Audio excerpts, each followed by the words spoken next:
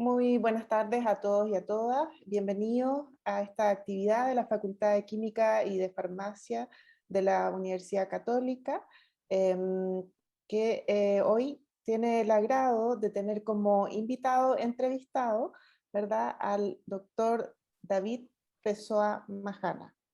Doctor David Pessoa es profesor titular de nuestra facultad, doctor en Ciencias Exactas, con mención en Química, de la Pontificia Universidad Católica, y ejerce docencia de la Cátedra de Farmacoquímica 1. Su área de investigación es la síntesis de moduladores químicos del sistema endocannabinoide, y hoy nos va a hacer una pequeña presentación previo a la entrevista de un estudiante de enseñanza media. Profesor David Pessoa. Gracias, Francisco. Bueno, gracias por la invitación, primero. Muy agradecido, muy contento de estar en contacto, que es tan importante con el otro estamento educativo complementario a la universidad, que es el estamento escolar, preuniversitario. Ojalá se dieran más instancias de acercamiento entre ambos, encuentro que es fundamental. Respecto a la presentación que tú mencionaste, bueno, fiel a mi estilo, no tengo ningún PowerPoint, así que me voy a presentar simplemente en 2 palabras. Encuentro que el personaje importante acá no soy yo. El personaje importante tiene que ser el interés, tiene que ser el tema, tiene que ser la motivación de parte de Valentina, el esfuerzo que ha hecho el profesor Castillo, indudablemente, por incentivar. Entonces, dejándome un poco a mí de lado, que no tengo mucho que contar tampoco. O sea, yo creo que Francisca lo dijo básicamente todo.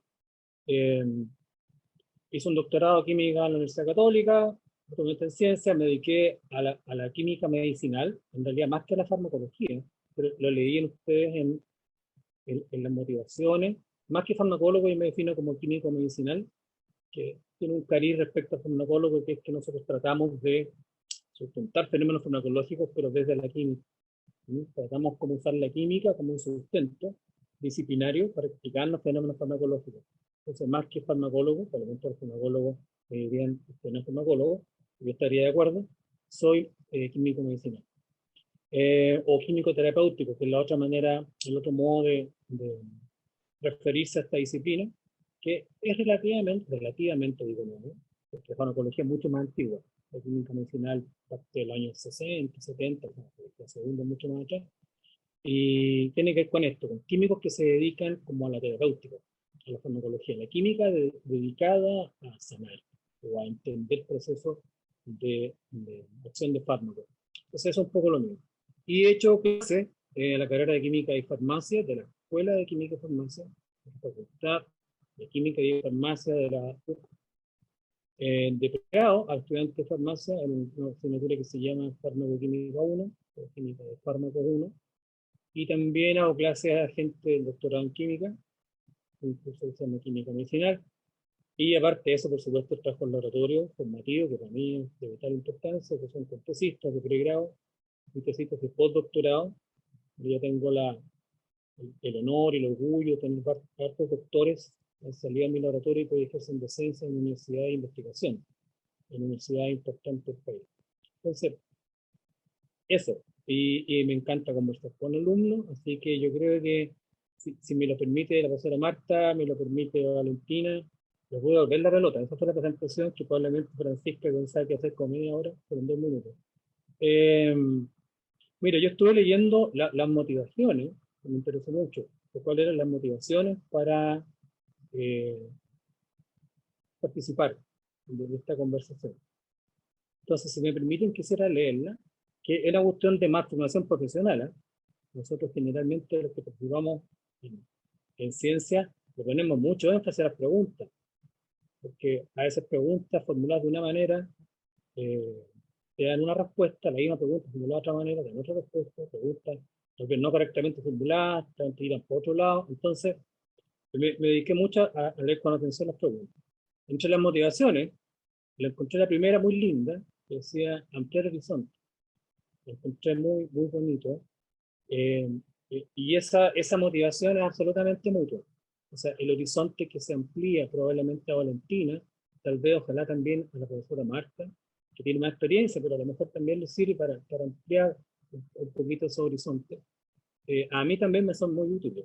en el sentido de ampliar mis propios horizontes, porque los alumnos que recibo vinieron antes del sistema escolar, entonces evidentemente hay una conexión muy fuerte ahí.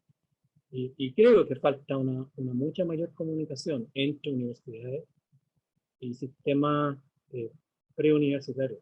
Creo que es fundamental. Entonces, el ampliar horizonte en mutuo lo encuentro hermosísimo y no puedo estar más de acuerdo en esa declaración. Ampliar horizonte. Ojalá todos siempre quisieran ampliar horizonte. Después viene una segunda motivación que dice el tema de los cannabinoides tabú. Bueno, ahí como profe pesado que soy me tengo que poner un poquito complicado y preguntar, no sé si es una aclaración de Valentina, imagino, ¿no? Ya. ¿De dónde tú, bueno, aquí estáis haciendo una clase mía, yo hago clases así.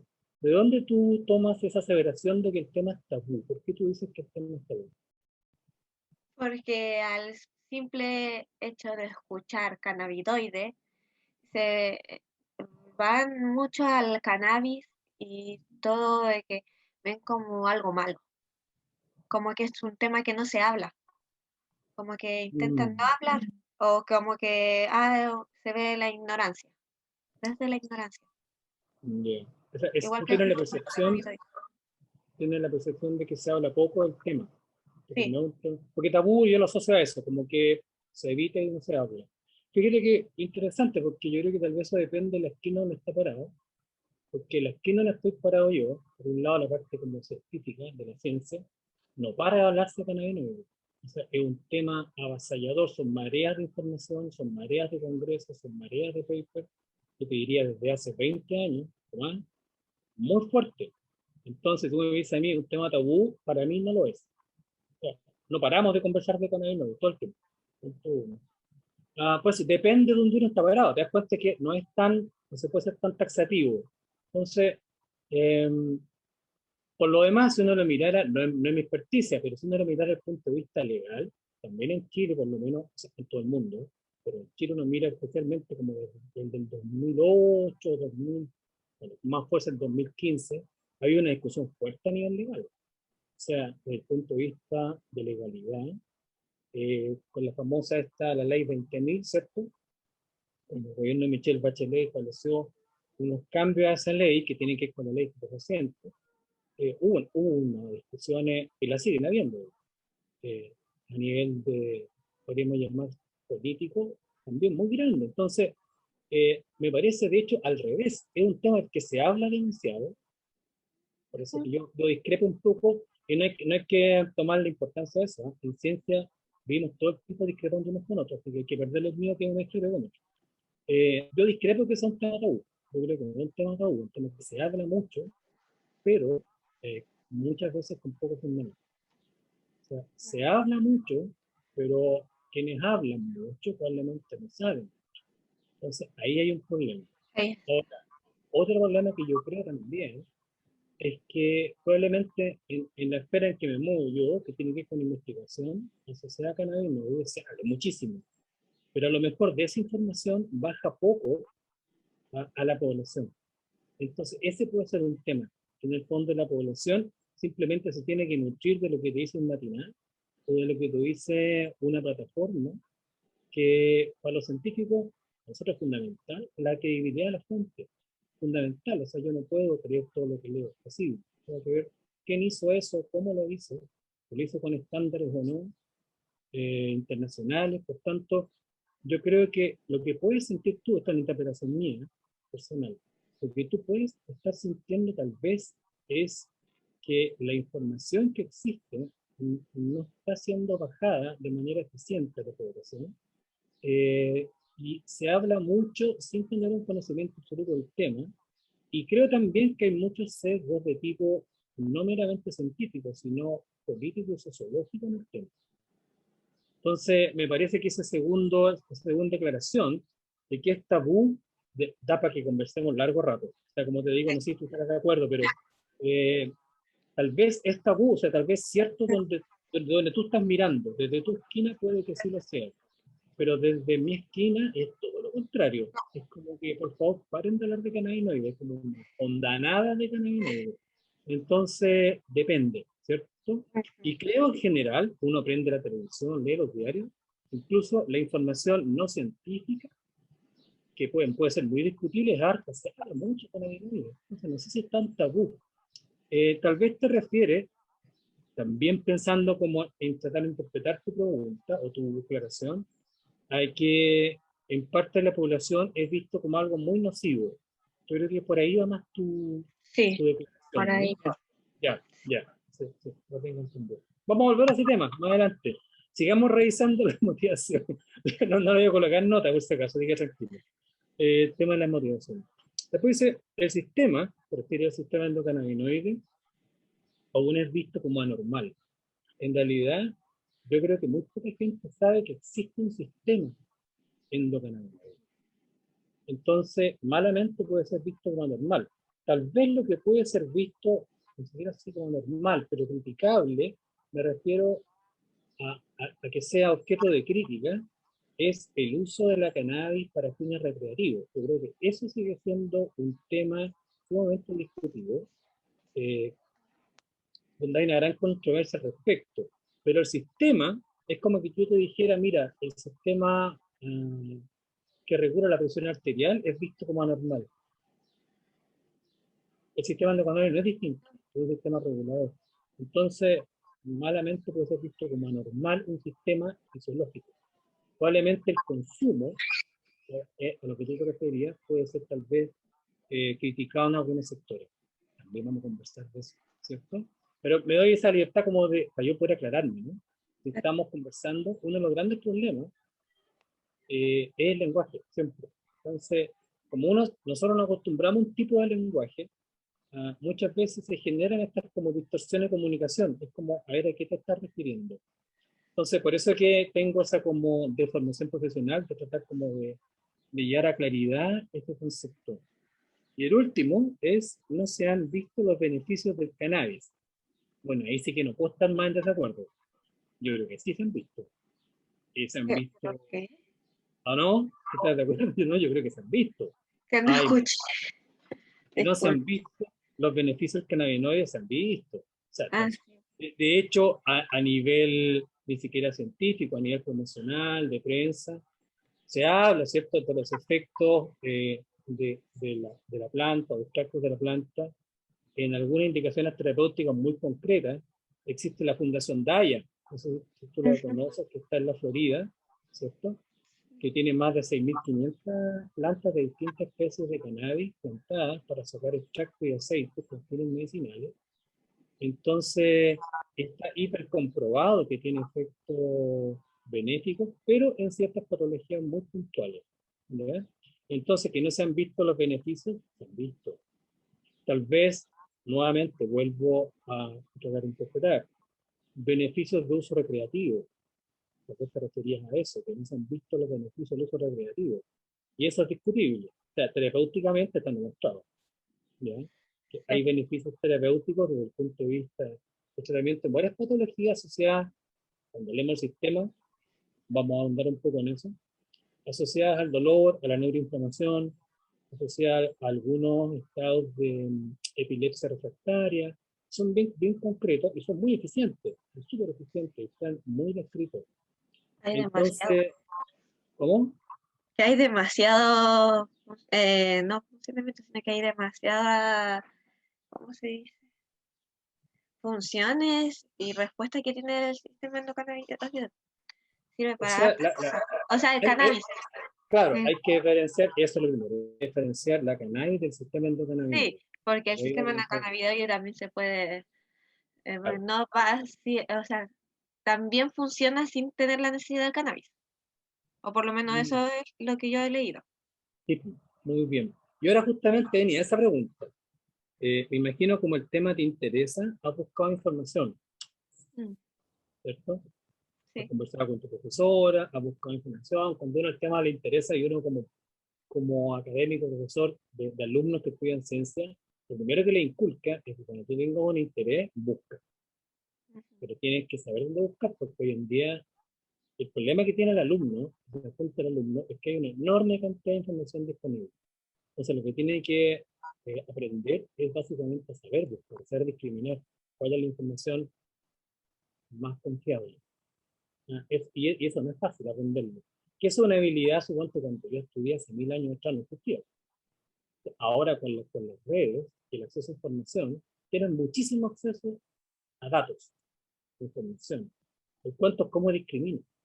Entonces, ahí yo creo que el papel del profe es importante. Como enseñarte a cuáles son las fuentes importantes, qué tienes que fijarte para que una fuente sea confiable. Y es de vital importancia que te informes. Tú buscaste información, ¿dónde te informas cuando tú quieres, por ejemplo, saber de cannabinoides? ¿Qué fuentes utilizas? O sea, no. Primero todo partió por un trabajo que yo había realizado, que estaba buscando de medicina natural contra el COVID. Y ahí fue todo un trabajo extra. Y entre eso me apareció el sistema endocannabinoide y un trabajo de cannabis que habían ocupado de la Universidad de Leerbright. Entonces ahí ocurrió el endocannabinoide, sistema endocannabinoidal y todo eso, y ahí empecé a investigar cada vez más. Empecé leyendo artículos de la Universidad de Leerbright, no sé si se pronunciará así, pero así se escribe. Y, y Pero ahí estaban en la web. sí, Uh-huh. habían también en el Mayo Clinic. Ah, ya. Básicamente pura revista de ciencias. Uh-huh. Uh-huh. Perfecto. ¿Lo conversaste después con tu profesora? Porque la profesora Marta, me imagino, profesora de ciencias. ¿Cuál es tu... de química? ¿Cuál es tu... Yo soy profesora de química, sí. De química, ya, perfecto. Y aquí la Vale me pidió el apoyo para acompañarla, pero debo decir que ella es muy autodidacta y tiene mucha iniciativa. Ya Bueno, más allá, mi apoyo yo creo que ha sido más moral que el apoyo académico y del interés, porque ella es muy entusiasta, en las clases también lo demuestra. Ella tiene ahí toda una historia también detrás de ella personal, entonces yo la admiro, debo decirlo, delante del profesor, que ella es una persona una mujer bien power, así que admiro profundamente, pero el mérito es absolutamente de ella muy estudiosa y súper entusiasta. Eso es más común de lo que muchos estudiantes creen, ¿eh? Que siempre se habla de profesores que de alguna manera ejercen un efecto en los alumnos como de inspirarlos. Pero la verdad es que ocurre, yo creo, con la misma frecuencia que hay alumnos que inspiran profesores. O sea, es para lado y lado. Eso no es solamente para el lado profesor-alumno. Hay alumnos justamente con su interés, con su inteligencia, con su claridad, con su esfuerzo. Uno dice, chuta, que realmente esta persona a mí me inspira, como alumno, me inspira. O sea, ocurre para el lado y lado. Entonces es muy lindo que Marta, tú lo dejes plasmado en esta entrevista, porque el proceso de enseñanza es para lado y lado. ¿Sí? Es para ambos lados. ¿Cierto? ¿Estarás de acuerdo, Marta, tú, en tu año de profesora, que uno aprende mucho también de los estudiantes?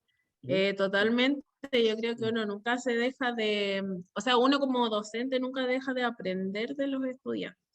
Y bueno, yo soy profesora de Valentina solo este año oficialmente, pero he aprendido mucho no solo de ella, sino que de los estudiantes y de este colegio al que yo me vengo integrando, así que yo creo que uno nunca deja de aprender, como te dice, y también nos inspiramos de parte de ellos, si no, yo creo que uno no seguiría el camino de la docencia, ¿no? Seguro, seguro. No, muy bien, felicitaciones ambas. Ya, mira, voy a entrar, si quieren entramos a las preguntas. Ustedes tenían algunas preguntas que querían hacerme. Espero estar a la altura de poder responder. La primera pregunta era de cómo actúa el sistema endocannabinoide. ¿Cómo actúa? Bien, te tiraste un bombazo de pregunta. No es muy fácil responder esa pregunta, pero voy a intentar hacerlo en poco tiempo. Mira, primero tal vez una buena aproximación sería desglosar el término completo, sistema endocannabinoide. ¿Qué es lo que es un sistema?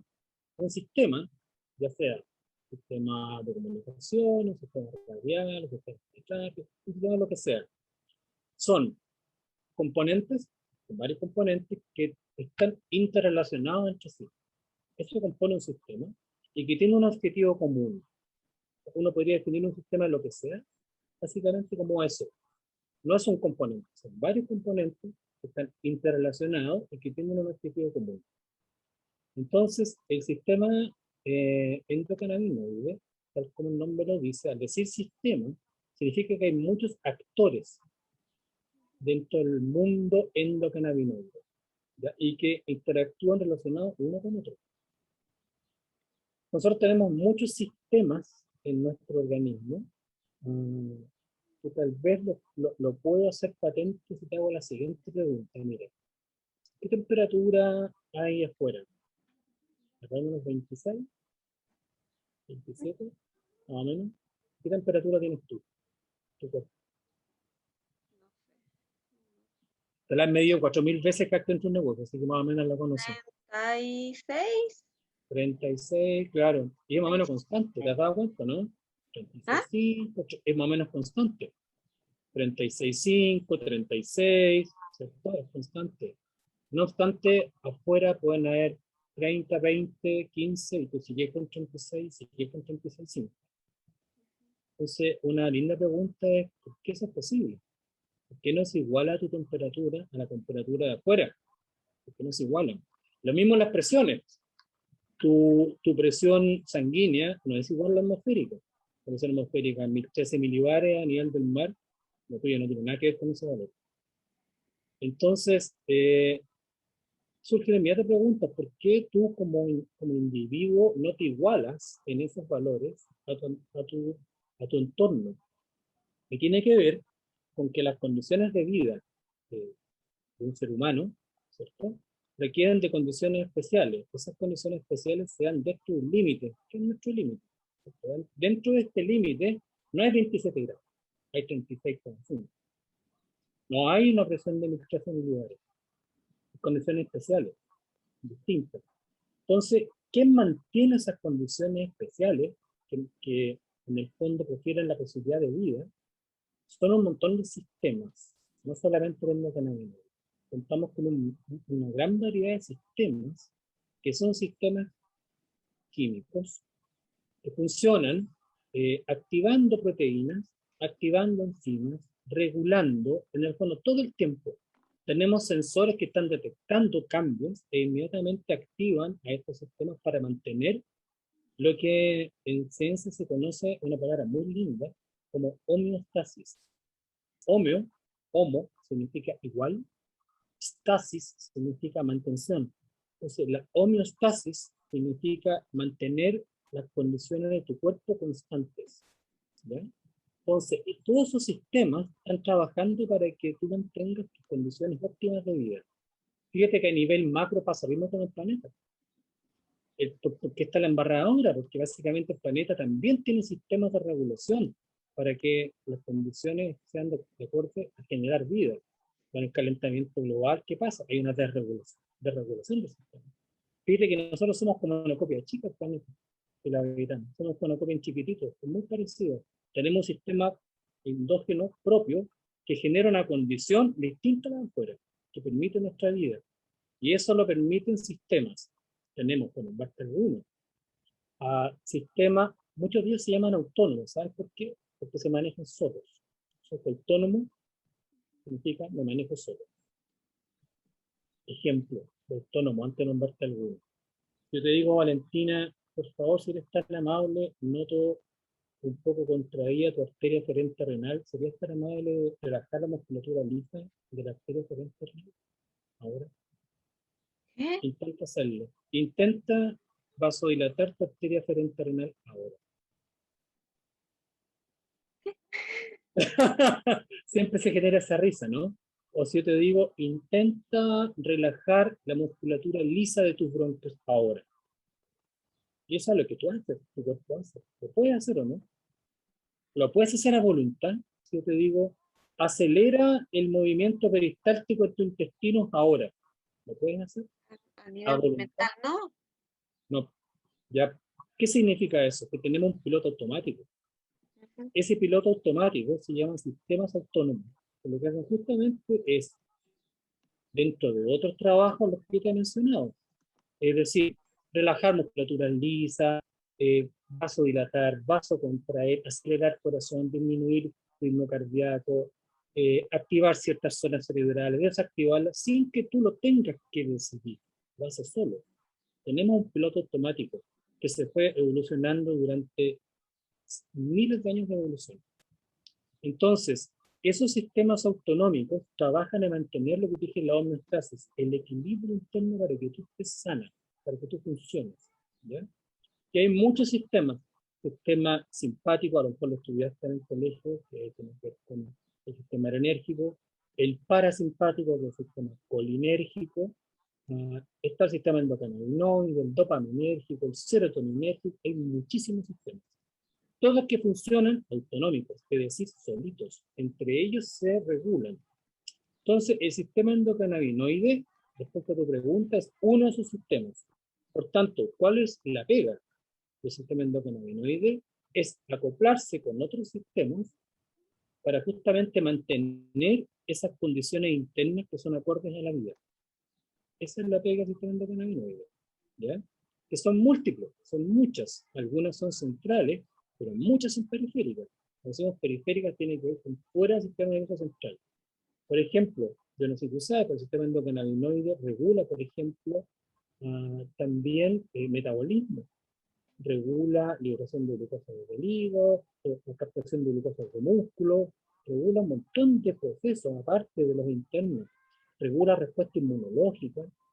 Entonces, es un sistema que, acoplado con otros sistemas, permite la vida. El sistema endocannabinoide es antiquísimo. De hecho, es un sistema tan antiguo, muy, muy antiguo, lo tienen animales, pero si tú sabías, el sistema endocannabinoide también lo tienen mamíferos. Sí. Lo tienen mamíferos. También lo tienen aves. Los pájaros también tienen sistema endocannabinoide. Fíjate donde no se encontraba el sistema endocannabinoide en artrópodos, o sea, en insectos. En insectos no se han encontrado, pero prácticamente en casi toda la vida existe el sistema endocannabinoide como regulador. Entonces, ahora, ¿cómo actúa ese sistema? Esta esa pregunta concreta, siendo súper breve. Todo sistema regulador está más o menos constituido por molécula química que le llamamos efector, que es el que gesta la pega, ¿ya? Molécula química. En el caso del endocannabinoide hay dos identificadas principalmente, que son la anandamida y son el 2-araquinoidglicerol o 2-AG. Son dos, ¿ya? Son los efectores, moléculas químicas. Están después las proteínas que reciben a esos efectores, que están en distintos tejidos. A esas proteínas, como reciben, le llamamos receptores. Están identificados dos tipos. CB1, CB2. El CB1 está distribuido ampliamente en el sistema nervioso central, en muchas regiones del cerebro, y en algunas regiones también periféricas. En cambio, el CB2 está mucho menos distribuido a nivel de cerebro, pero está bastante distribuido a nivel periférico, ¿ya? Esos son receptores. Entonces tenemos activadores, las moléculas, receptores, proteínas, CB1, CB2, enzimas encargadas de formar estos activadores, estas moléculas, y encargadas también de eliminarlas, porque una vez que se forman, no pueden permanecer todo el tiempo dando vueltas, hay que metabolizarlas. Todos esos cuatro componentes conforman el sistema, ¿ya? Entonces, cuando decimos se activa un sistema cannabinoide, por ejemplo, en cierta neurona, mira, una de las grandes pegas del sistema cannabinoide, una de las grandes pegas es evitar que exista un exceso de comunicación, para decirlo de alguna manera, un exceso de actividad neuronal en sus personas, como que regula las bajas, ¿ya? Los baja un poco. El exceso tampoco sirve de otros sistemas neuronales, entonces lo baja. ¿Cómo lo baja? Fíjate bien. Suponte que esto es una neurona, ¿cierto? Tú estás familiarizado con las neuronas, ¿cierto? Estas células del sistema nervioso. ¿Sabe lo que es una sinapsis? ¿No? ¿Qué dijo? Una sinapsis. ¿Sabe lo que es una sinapsis? ¿No? Sinapsis es una comunicación entre dos neuronas. No, sí. Una comunicación entre dos neuronas. Las neuronas se comunican. Estamos comunicados las neuronas a través de sinapsis. Dos neuronas se juntan y esta primera neurona emite una molécula química que se llama neurotransmisor y actúa sobre la segunda. Y esa genera cambios en la segunda neurona. Entonces, ¿qué es lo que hace el sistema endocannabinoide? Cuando se supone que hay que frenar un poco esa activación de la primera a la segunda neurona, en su membrana, que es lipídica, acuérdate que las membranas celulares están hechas de lípidos, ¿cierto? Es una membrana fluida de lípidos y proteínas que están nadando ahí. La segunda membrana activa una enzima que corta un pedacito de lípido, lo corta, ¿ya? Ese pedacito de lípido que corta, que tiene 20 carbonos, que es un eicosanoide, ese es anandamida, por ejemplo. Ese migra a la neurona previa, que tiene receptores para ese pedacito de lípido, y al unirse, la orden, entre comillas, que le da es para de gatillar, para de tirar neurotransmisor. Entonces, es un gran regulador de otros sistemas neuronales, ¿ya? Fíjate cómo funciona entonces. Neurona 1, que es la que tira el neurotransmisor, neurona 2 recibe, y de repente neurona 2 dice, ya está bueno ya, no necesito más. Entonces activa una enzima que rompe un pedacito de membrana, sale ese pedacito de membrana, viaja a la primera neurona, ese pedacito de membrana es uno de los receptores cannabinoides, se une al receptor cannabinoide y esta primera neurona que está gatillando el neurotransmisor experimenta cambios que llevan a que deje de liberar neurotransmisor. Por tanto, lo regula, es un gran regulador.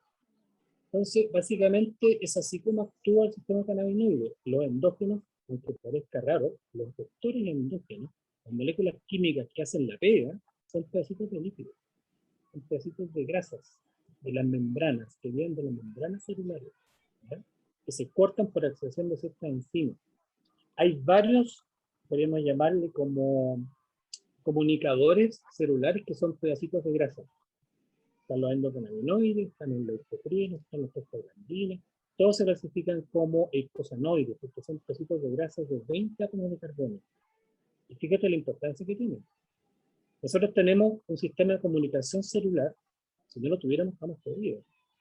Nuestras células tienen que comunicarse. Entonces nuestras células se comunican utilizando distintos comunicadores.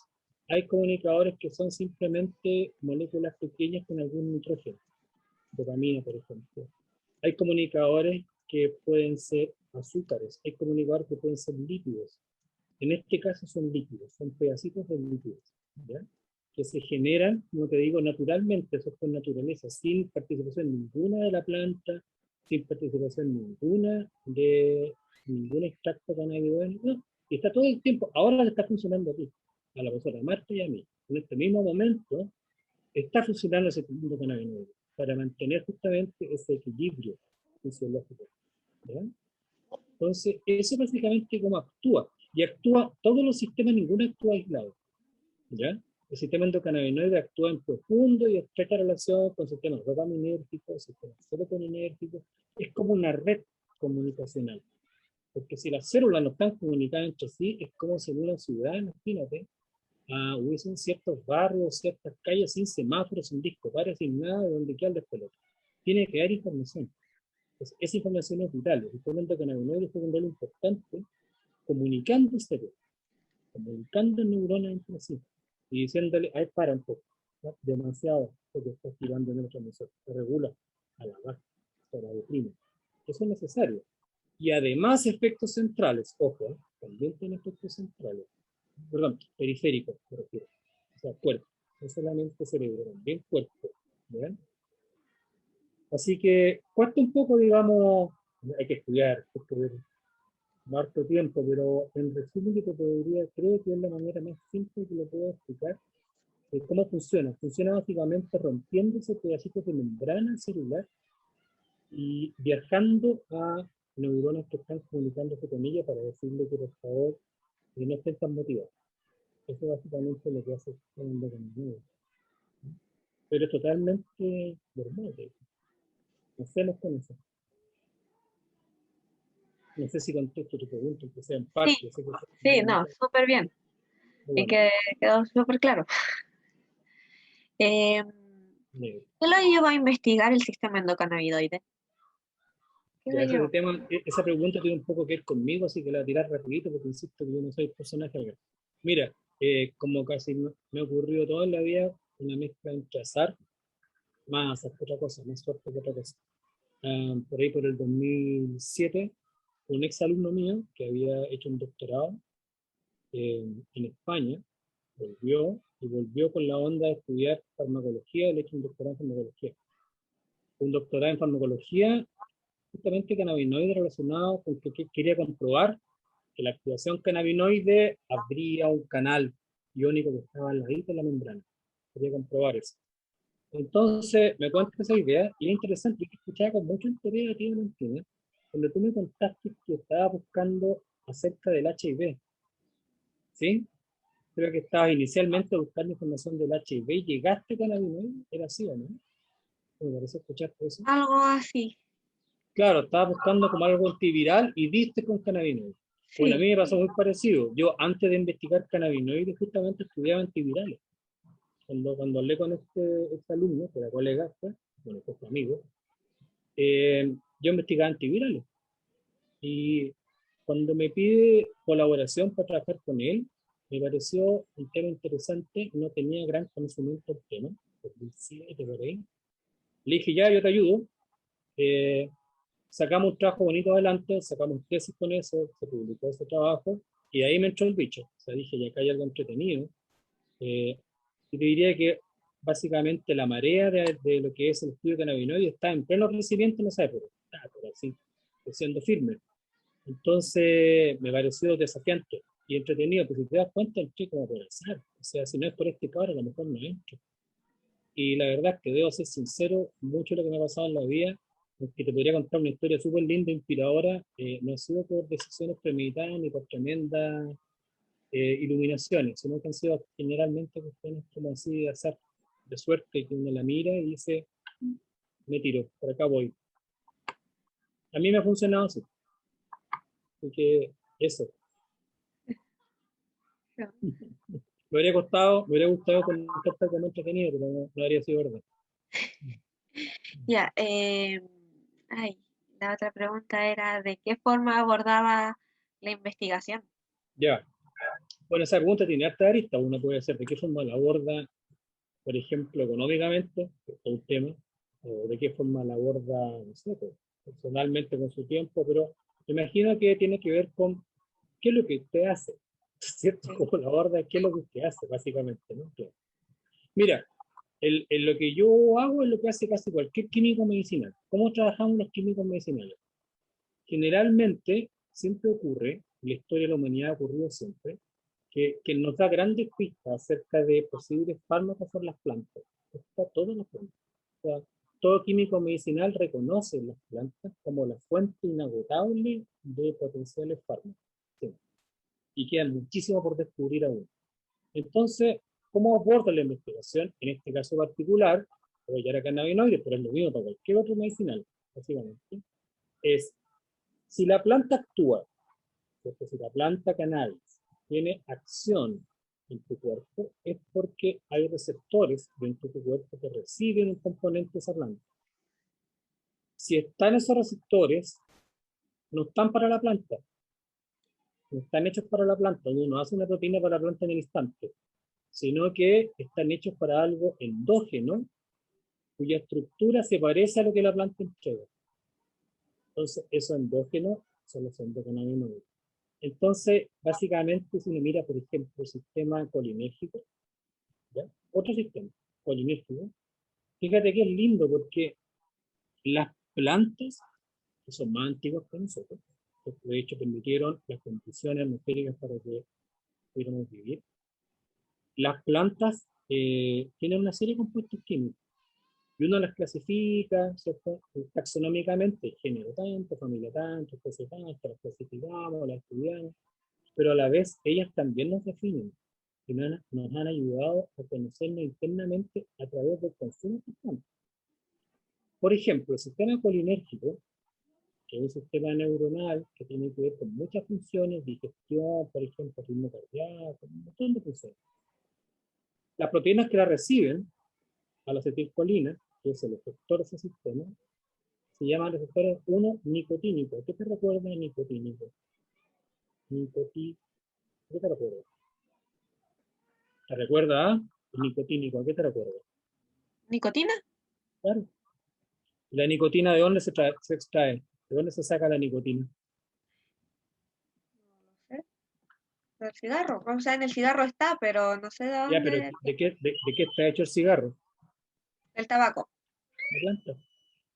Una planta. Entonces, claro, te das cuenta, en el fondo, como ese componente de la planta tiene acción en tu cuerpo humano, se deduce que tenemos algo parecido, endógeno, que actúa con esa proteína. Y a ese receptor, de hecho, no de nicotina, le llamamos receptor nicotínico. Te puedo dar miles de ejemplos. Con cannabinoides es lo mismo. Entonces, ¿cómo actúa el medicinal? El medicinal dice, ok, si existe una planta que hace efectos, por ejemplo, antiinflamatorios, analgésicos como la cannabis, es porque tiene un componente parecido a algún componente nuestro propio. Si no, no actuaría. No podría actuar. En otras palabras, el componente de esa planta imita a algún componente endógeno tuyo. Entonces, lo que hace el medicinal es tomar la proteína que recibe al componente endógeno y la estudia tal como si tú estudiaras, por ejemplo, un zapato, ¿ya? Y te imaginaras qué pie calza exacto en ese zapato. Con la misma idea. El pie viene a ser entonces una molécula química que el medicinal diseña con diversas herramientas, la crea, y después la hace en el laboratorio. Hace ese pie porque conoce el zapato, conoce la proteína que lo recibe, conoce el tamaño, conoce la forma. Entonces, diseña un zapato químico que es capaz de activar ese receptor al igual que lo hace la planta. Entonces, ¿cómo abordo yo? Yo no trabajo con la planta. De hecho, esta es una decepción para mucha gente. Yo no trabajo con la planta. Yo trabajo con, básicamente, las proteínas nuestras que reciben a los componentes de esa planta. Y esa proteína la estudio bien en su forma, la estudio en sus componentes de aminoácidos, y a través de esa composición y forma, diseño, igual cuando quiere que diseñe una casa, se diseña una molécula química que pueda actuar igual que la planta, o un componente de la planta, para que pueda ejercer una acción terapéutica. Ahora, la pregunta que imagino que estás pensando, como toda niña inquieta, es, ¿y para qué hago eso si tengo la planta? ¿Para qué hago eso? ¿Para qué me voy a trabajo extra si puedo dar la planta? Esta es una pregunta que cae de cajón, obvio. Tiene que ver porque la planta, tú sabes, tiene efectos, por ejemplo, antiinflamatorios, tiene efectos anticonvulsivantes, tiene efectos inmunomoduladores, tiene un montón de efectos. Pero para todos esos efectos no necesitamos los efectos que podríamos llamar neuroestimulantes. No los necesitamos. Alguien que tiene dolor de cáncer no necesita ser estimulado, digamos, o recibir los efectos neurológicos. Necesita la carencia del dolor, ¿cierto?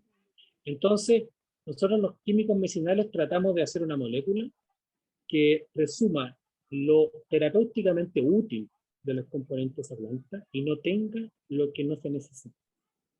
Por eso que...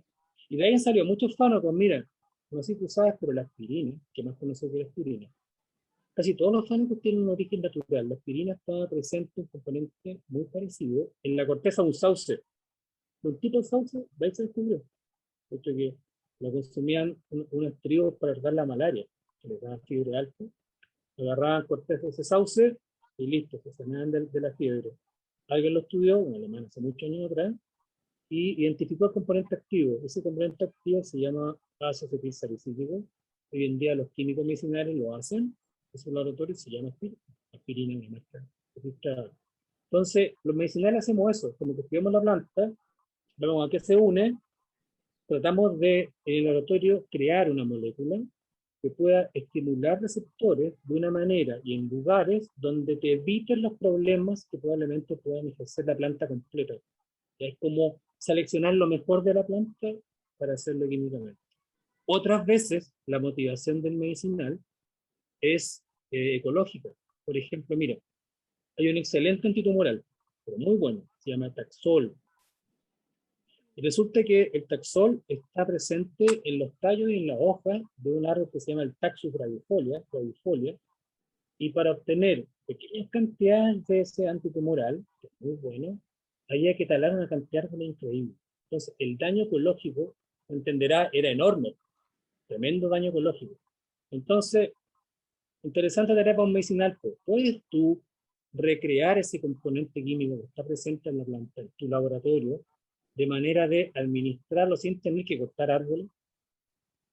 Y tienes otra tarea para un medicinal.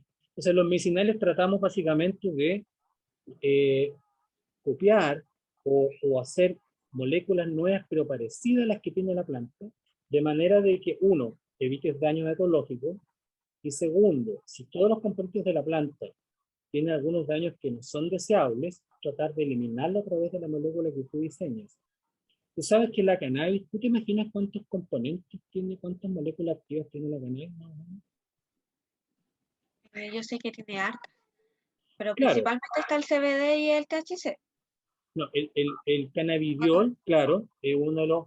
Fíjate que los componentes de la planta se clasifican como terpenos, son unas moléculas naturales, el terpenoide, y el cannabidiol, como tú muy bien dices, es uno de ellos, el delta 9 THC es otro, tiene alrededor de 113 identificados. O sea, todavía siguen identificándose 113 componentes. Entonces, en el fondo, la acción de la planta, en un extracto de una planta, es una mezcla de muchos componentes, no solamente de uno. Entonces, terapéuticamente hablando, es un desafío para un químico medicinal, porque ¿cuál de todos esos componentes le copias o sintetizas o haces, siendo que la planta tiene 113 componentes? ¿Cuáles serán los relevantes? Por ejemplo, se sabe que cannabidiol no tiene efecto psicotrópico, no ejerce ni uno, pero sí ejerce efecto analgésico. Delta 9 THC ejerce efecto psicotrópico importante, pero también otro efecto analgésico y antiinflamatorio. Te podría nombrar mucho: cannabivarina, tetrahidrocannabivarina y 113 ¿cierto? 113, muchísimo.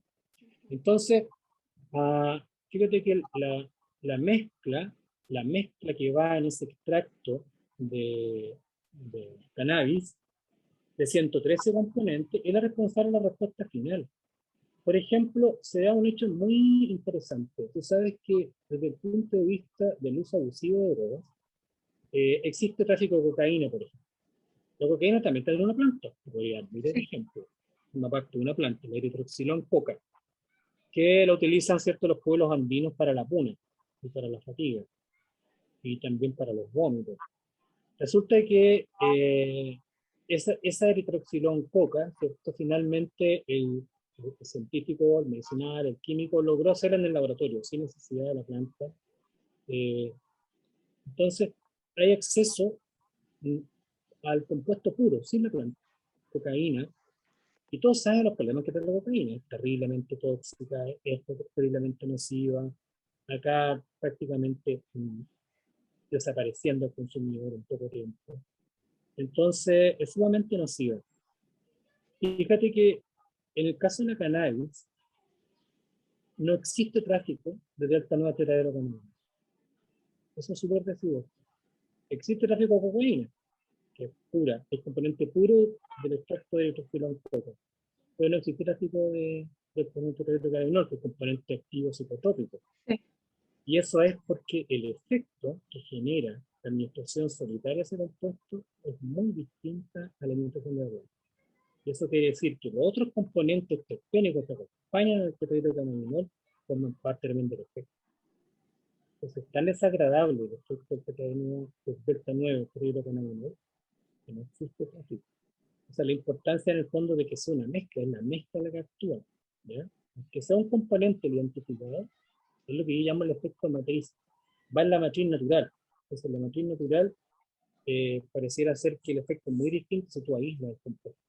Entonces, el químico medicinal, más que aislarlo, es recrear en otras moléculas químicas, pero que tenga la misma capacidad de caer en ese zapato, que es el receptor cannabinoide, y activarlo y como esos receptores tienen distinta distribución, hay distintas como estrategias para que no generen, por ejemplo, si no es deseable un efecto psicotrópico, generar respuestas periféricas que no ejerzan efectos psicotrópicos. Eso es un poco, en eso estamos, los medicinales con cannabinoides, como seleccionar lo bueno, lo que sirve terapéuticamente, tratar de dejar de lado lo que es controversial, lo que puede ser perjudicial de la planta. Es una pega muy desafiante y en eso hay muchos grupos en el mundo trabajando actualmente, muchísimos trabajando en eso. Yo creo que va a salir medicamento seguro. Hoy en día, yo no sé si tú sabes, pero existen algunos medicamentos, ¿no? Sí. Claro, como que soy malo para los nombres, bueno, el Sativex, que en realidad no es de uso, o sea, no es de compra en farmacia, básicamente que comprarlo en centros especializados, me imagino, en centros de la epilepsia, lo de traer, o de cáncer, no es que tú vayas a la farmacia para comprarlo. Y ese es un medicamento de manufactura francesa, que corresponde a una mezcla de tetrahidrocannabinol con cannabidiol, ¿ya? Y se utiliza como spray oral durante un tiempo para el tratamiento. También existe el Epidiolex, que es puro cannabidiol, que se utiliza para algunos tratamientos de epilepsia refractaria, que son súper puntuales, son caros, son importados, no es llegar a importarlo. Si tú lo tratas de importar, se va a hacer retenido en aduana, probablemente. Solamente hay algunas entidades que son responsables por traerlo y con fines terapéuticos bien marcados. Pero básicamente, entonces, ¿cómo abordo la investigación? Estudiando la proteína que recibe al endocannabinoide, estudiando su constitución, estudiando cómo cambia su estructura cuando recibe al ligando, y si es posible, tratando de diseñar y crear moléculas que puedan activar ese mismo receptor y que no sean de la planta. No sé si me dio un poco claro. Gracias, Pau. Muy bueno. Y hablando de ese mismo tema que usted dijo de que los medicamentos que hay son carísimos y el traerlos a Chile igual dijo que tenía un costo. ¿Cree que en Chile llegará el momento donde la farmacología con cannabis esté en amplio formato y sea universal? Farmacología, es que la farmacología es el estudio de, hoy día es universal y todo. Imagina, tú te refieres Los a la fármacos, venta de fármacos, ¿cierto? A sí. la disposición de fármacos sea en amplio formato universal. Es que se está investigando eso. O sea, hoy en día lo que tenemos son los extractos de planta. La Fundación Daya, yo vuelvo a insistir con ella, si alguien tiene problemas de salud y el médico le da indicación de la utilidad de la cannabis en su cuadro, con receta médica puede tener acceso a esos extractos, digamos, están. Eh, está, digamos, en convenio con la Municipalidad de la Florida, tengo entendido. Pero para que existan fármacos asociados a la cannabis, fíjate que ya llevamos más de 20 años de investigación y si bien es cierto, han ido avanzando etapas, pero no hay ninguno que llegue todavía a etapa final de poder ser comercializado. No es fácil sacar un fármaco, no sé todavía, pero sacar un fármaco al mercado en promedio son alrededor de 12 años de trabajo arduo y son millones de dólares de inversión. Es muy caro. Tiene que ser aprobado por instituciones de salud. En el caso de Chile tenemos USB, en el caso de Estados Unidos está la FDA, en Europa tenemos instituciones. Es un proceso largo. Entonces, la cannabis terapéutica está con aprobación en Chile. Entonces, el que llegue ese día ya llegó ya. O sea, si tú tienes problemas terapéuticos y tu médico te recomienda extractos de cannabis, esos extractos de cannabis no valen millones. Porque yo dije que valía caro, eran estos medicamentos que aíslan cannabidiol o que aíslan THC y aíslan cannabidiol y los juntan en un spray. Eso es caro. Pero un extracto de una planta, un aceite, una pintura, cualquier forma farmacéutica de una planta, que es como la que venden la Fundación Daya, son bastante al alcance de los bolsillos de los pacientes. Entonces no sería tan dramático en ese caso de que no está o que está por llegar ese día que sea universalmente. Yo creo que se está avanzando de manera rápida en dar solución a pacientes que requieren, desde el punto de vista médico, de extractos de cannabis. Fundación Daya es un gran ejemplo de eso. una gran labor ahí.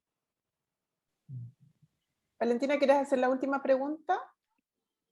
¿Cree que la falta de información tiene en la sociedad, no en los científicos, sino que en la sociedad como algo estrictamente prohibido?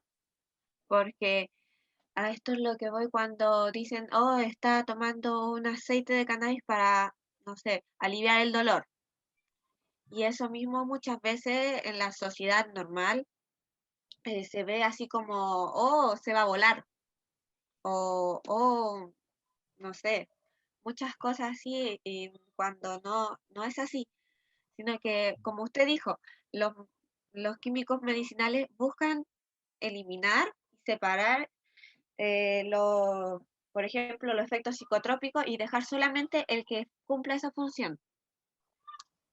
Entonces, eso, ¿cree que la falta de información tiene la cannabis como algo estrictamente prohibido? Es que, o sea, no concuerdo que esté estrictamente prohibida la cannabis, no estoy muy de acuerdo en eso. Clínicamente, digamos, es controversial, sí debo reconocer que entre grupos, digamos, de distintas visiones terapéuticas genera controversia, no voy a negar eso. Pero de ahí a que sea tabú, yo creo que no. Ahora, lo que tú hablas de la falta de información me parece vital, o sea, diste un punto clave. La solución acá es información, esa es la solución. O sea, una sociedad informada es una sociedad que va a crecer, digamos, sana. La desinformación es sumamente dañina. Yo te diría que más que la no información, la información falsa, engañosa, es mucho más dañina que la no información, que genera confusión, genera eh, malos conceptos y conceptos erróneos. Entonces, la falta de información se debe combatir fuertemente, fuertemente. Yo creo que ahí las universidades tenemos un rol muy importante. Mira lo que pasó con el COVID. En general, a la comunidad científica, uno siente desde acá como que la población no nos pesca mucho. Como que ellos hacen cuestiones raras, nadie sabe mucho lo que hacen, ni para qué sirve. Pero mira, llegó lo del COVID y la sociedad entera se dio vuelta a los científicos. A los políticos se dieron vuelta mirándoles como, ¿qué hacemos? ¿Qué es esto? ¿Qué hay que hacer? Entonces, mira, el ser humano, esto es una reflexión personal, es como un cristal. ¿Tú has visto un cristal alguna vez? No tiene hartos como lados. ¿Has fijado que hay lados que brillan en distintas partes? Cada lado refleja el ser humano, ¿cierto? Cada lado es el ser humano, pero ningún lado es el ser humano completo, ¿cierto? El cristal completo es el ser humano. Entonces, estos temas en general deberían ser abordados por mesas complementarias e integrales de distintas disciplinas.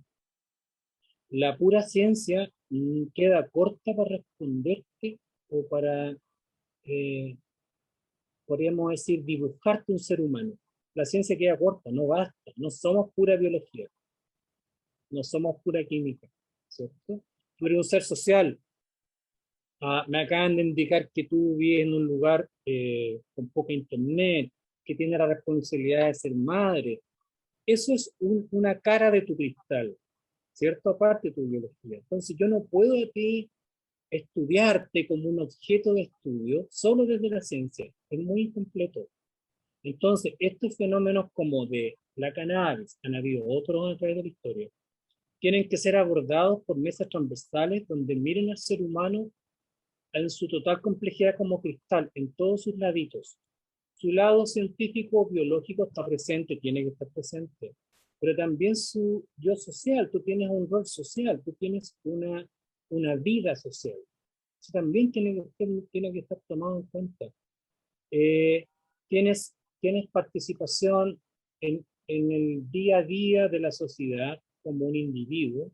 Entonces, el ser humano es un ser complejo que tiene que ser abordado de distintas perspectivas. Si se va a pretender que la ciencia dé la respuesta definitiva al tema de la cannabis, por ejemplo, que es controversial, eso no va a ocurrir. La ciencia va a dar su punto de vista, que se centra justamente en hechos científicos, pero te aseguro que la palabra verdad por lo menos personalmente a mí, me queda muy grande. Me queda muy grande.